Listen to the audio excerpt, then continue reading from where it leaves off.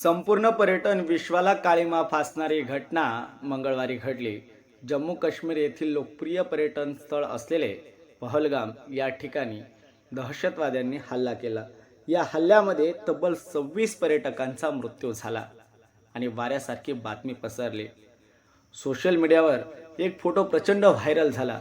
त्या फोटोमध्ये आपण पाहू शकता की एका मृत शरीराजवळ एक मुलगी हताश होऊन बसलेली आहे. नेमका या फोटोमध्ये दिसणाऱ्या व्यक्ती नेमक्या आहे तरी कोण हे जाणून तुम्हाला धक्का पोहोचेल. या व्यक्ती साध्या सुध्या नाही तर भारतीय नौदलाचे अधिकारी विनय नरवाल होते, जे या हल्ल्यामध्ये शहीद झाले. लग्नाला अवघे 8 दिवस झाले होते. या ताईच्या हातामधला चुडा देखील उतरवला गेला नव्हता.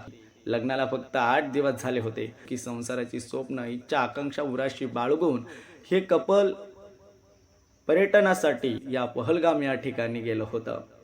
लग्न झालं 16 एप्रिलला आणि 22 तारखेला हल्ला झाला आणि 23 तारखेला अखेरचा निरोप या विनय नरवाल यांच्या पत्नीने आपल्या पतीला दिला.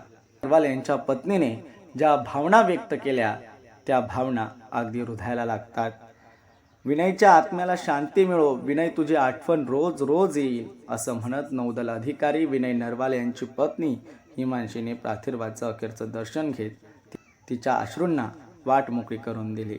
लग्नाचे हे फोटो आपण पाहू शकता की लग्नामध्ये ते किती खुश दिसताय. अनेक स्वप्न पाहिले असतील परंतु एका क्षणात होत्याचं नव्हतं झालं आणि आपला पती, आपलं आयुष्य एका क्षणात अंधारात लोटताना तिने तिच्या डोळ्याने पाहिलं.